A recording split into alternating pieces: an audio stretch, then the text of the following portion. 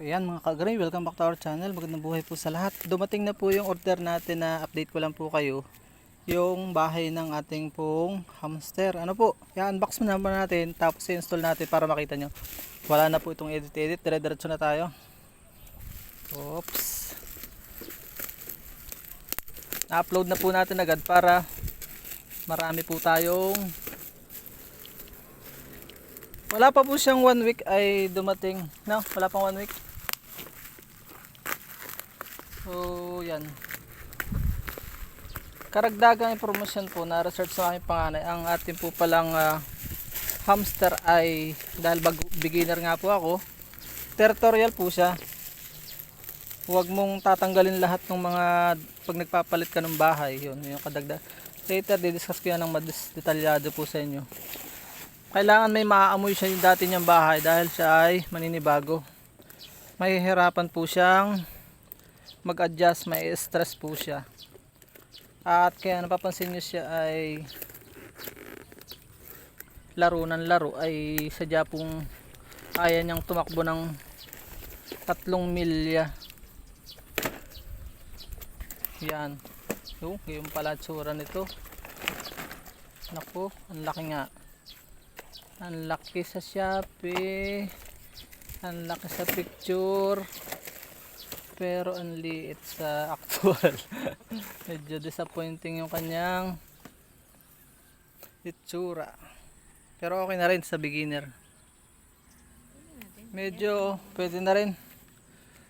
Medyo wala lang guide siya ng pag-install. Papaganyan po siya dapat eh. 3 pa lang naman, pero pagka dumami po hindi to pwede. Kailangan po talaga ay magpagawa ng aquarium. Yung aquarium naman po ay halos 2,000, pero wag lang mabasag, lifetime. Doon pa rin ako sa aquarium. Sabi po nung advice nung binilhan ko, mas maganda po yung aquarium dahil pagka sila ay tumalon dito sa mga ganito at na-stress siya, na pagbuntis, delikadong, alam nyo naman, napakasila ng buntis, ano. Tapos ito daw ay ayon sa kanya, pag naihian ay makakalawangin. Ito po ay 800 ko nabili. Ako lang 800. Pag mga papiso-pisong sukli naman ay hindi na namin pang 10 pesos na sukli. Nira-round up na namin yan bilang pakonsuelo dun sa ano, sa pinaka-delivery boy. Oops. Tingnan natin kung paano siya i-install. Mukhang ano naman siya, ready to install na. Tapos itong isa, tingnan natin. Ayan, kung kakayanin ko. Yun, ganun siya. Ganun nga. Pero iyabang ko ano. Pero hindi ko alam. Yun. Yun ang bukasan.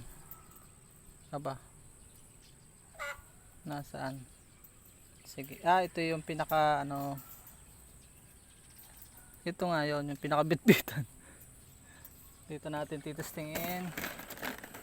Ito yung pinaka bahay niya sa taas na nakita ko sa picture. Wala man lang guide. Medyo disappointing dahil wala namang guide. So ito yung bubong ng bahay niya. Yun. Huwag sana tayo magtagal, baka mainip na naman po kayo. Hindi na tayo nag-e-edit ngayon po dahil medyo busy ang schedule natin. Yun. Ganyan lang mga kagri. Ha? Yun, sigo siya, bahay. Ito yung bahay sa Itoktok. Yun. Oh. Tuntua ang mga hamstera natin. Tapos parang alam ko nga ano. Yun. Shoot sa banga. Tapos palak natin ng papaganyan. Yun. Kailangan ay ilak na. Ilalak muna bago isuot doon. Medyo ko naman ready to install naman kahit walang guide, kaya pala walang guide. Pero maganda rin sana kung meron, ano po, dahil kung baguhan nga yan o, igaganon lang siya. Hop. Kailangan po ay sigo, shoot, yun, tapos ilalak mo siya doon. Ang galing kong magturo, ano, parang may karanasan nga ako eh. Yun. Hop. Lalak natin. Tapos ito naman taas ay papaganon. Wow, ayos. Medyo parang hindi nga siya tatagal, pero pwede na sa beginner. Yan. Yun. Tapos lalak natin dito. Ayos nga, pwede na rin. Pwede na rin pagtiyagaan. Pag mga maliliit na bagay naman eh, hindi na tayo nagliligalig dyan. Understand na natin sa negosyo yan. Talagang ganyan ang negosyo. Yung maliit pinalalaki. Yan. Pero okay na rin naman siya. Sisigo natin dito. Meron naman siyang mga ano eh. Yun o. May lock siya doon sa ilalim. Yung pinaka plastic yun. Ito yung plastic o, yun. Yun sa ilalim yun. Ito. May lock po siya. Itong kabila may lock din. Dito sa ilalim. Yun. Yan. Medyo maari-ari ng tingnan. Tapos nasa na tayo? Dito naman ilalagay ang, ito yung kanya pakainan. Buksan natin mga ka-gray. Nandito ang kanyang, wish ko lang sana kung saan nagbenta, hindi ko na makilala yung nagbenta, ay sana meron sana siyang manual. Yun, may painuman. Ay bakit walang, nako, lalagyan pa yata ito ng hose dito. Ayun, nandun pala sa loob. Ikakabit lang ito dito, sasabit lang po yan. Yun, pag ganon ilalak siya lang dito. Yun, ayos. Pwede. Mamaya na yan, mamaya na natin problem. Ang hirap talaga itong di first time. Ito naman ay isasabit natin siguro lang, testing natin dito sa unang layer. Paano? Bitawan muna natin ito. Ito ang kanyang pakainan nila. Ano nga ba ito? Ito ang kanyang pakainan. Anong purpose nito? Ito, research ko pa yata ulit mga kagreto. Titingnan natin kung paano ito install. O mainip kayo. So titesting natin. Kaya na natin itong subukan. Susuot dito. Susuot lang po yan o. Dapat yata ikalagin muna bago install. Oo nga, kalagin muna natin dito.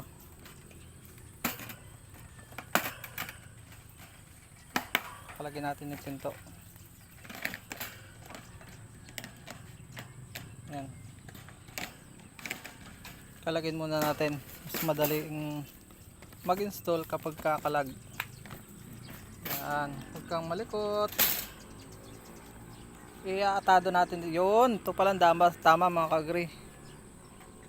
Ikakabit muna natin dito ng by layer. Pag ganun.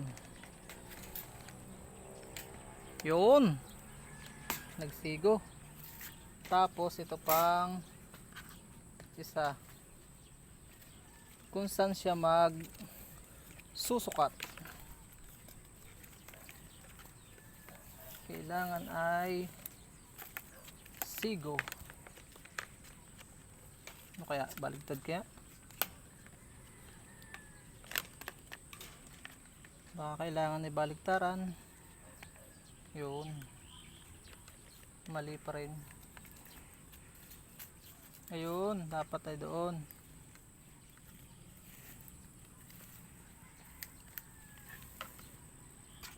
Hindi, dapat dito.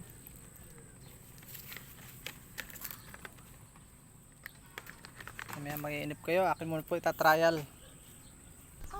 Ito nga pala mga kagre yung Ferris wheel, oh. Kinalas ko dito, kakalasin dito, tapos sigo natin dito. Ito yung magiging lock niya siguro. Siguro lang. Lakas na lang loob yan. Subukan natin.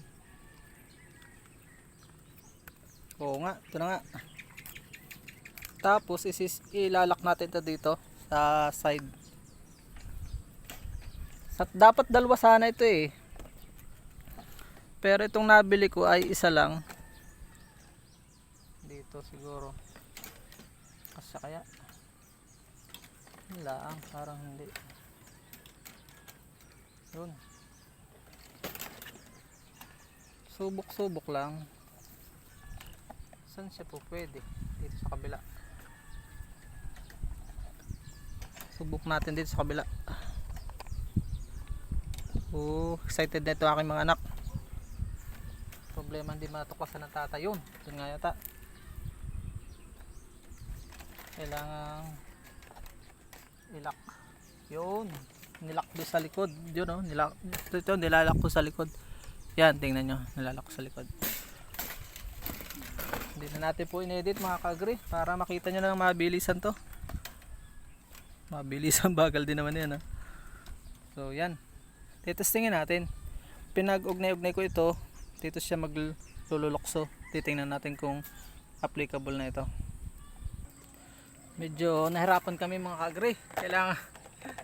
Kaya pala walang manual ay ano po siya, self ano naman. Kayang-kaya nang i-install ng sarili. Kaya lang kailangan mo siyang tansyahin po yung size. Ito kailangan po ay sigo to. Yun. Nagkaigi din. Ayos. Sigo. Tapos lalagay na natin yung mga sa ilalim ito. Dito. Mamaya ako napapakita sa inyo. Baka mainip kayo.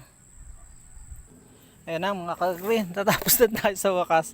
Kung hindi man na perfect ay ating aayusin na lang. Lalagyan natin na ng beddings. Ano? Yung dapat ang nilalagay natin yung dating bahay nila. Para maamoy nila yun. Preferably dapat ay dry yan. May nabibili po sa pet shop nito pero mas magandang ito na lang para maganda rin na sa pet shop pero matipid ito. Lalagay na natin itong lock. Yun. Ano lock? Simple oh. Meron siyang lock. Pero later on magpapakita pa rin pa ako sa inyo ng ano, yung aquarium mismo magawa natin. Medyo mahal nga lang yung aquarium. Lalagay na natin ang mga daga. Itong yung bagong bahay. Yan, ito yung bagong bahay. Tingnan natin kung maglalaro siya. Kung kinikilala pa. Mag-a-adjust po yan. Medyo na-stress yan eh. Lalagay natin sa bagong bahay. Yan ang bagong yung bahay. Itong isa yung nagsisiso pa. Op, ya, op. Dito na kayo sa inyong bagong bahay. Kinikilala pa ang kanilang bagong bahay. Sasarhan muna natin habang sila ay nag-a-adjust. Ito ang kanyang lock. Yan. Ayos, tumbit-bitan. So ayan mga kagri. Bago na sila ang bahay. Tingnan, ayos na ang kanilang bahay na hamster. Yan. Titingnan natin kung mag-a-adjust sila. Okay din naman eh. Medyo nahirapan lang tayo mag-adjust sa pag-i-install. Pero hindi natin pagtatagalin sila dyan mukhang makipot. Mabili pa rin tayo ng aquarium talagang assemble. See you again sa ating mga susunod na agriculture. Pero bago tayo maghiwalay, nais ko ibigay ang salita ng Diyos para sa ating pag-aaral na ito. Sa ating agrikuntuhan. Nais kong dalhin po kayo sa awit 127 verse 1. Except the Lord build the house, they labor in vain that build it. Except the Lord keep the city, the watchmen wake it but in vain. Malibang itayo ng Panginoon ang bahay, walang kabuluhang nagsisigawa nagtatayo. Malibang ingatan ng Panginoon ang bayan, walang kabuluhang gumigising ang bantay. See you in my next videos. God bless you all. Mabuhay. God bless the Philippines.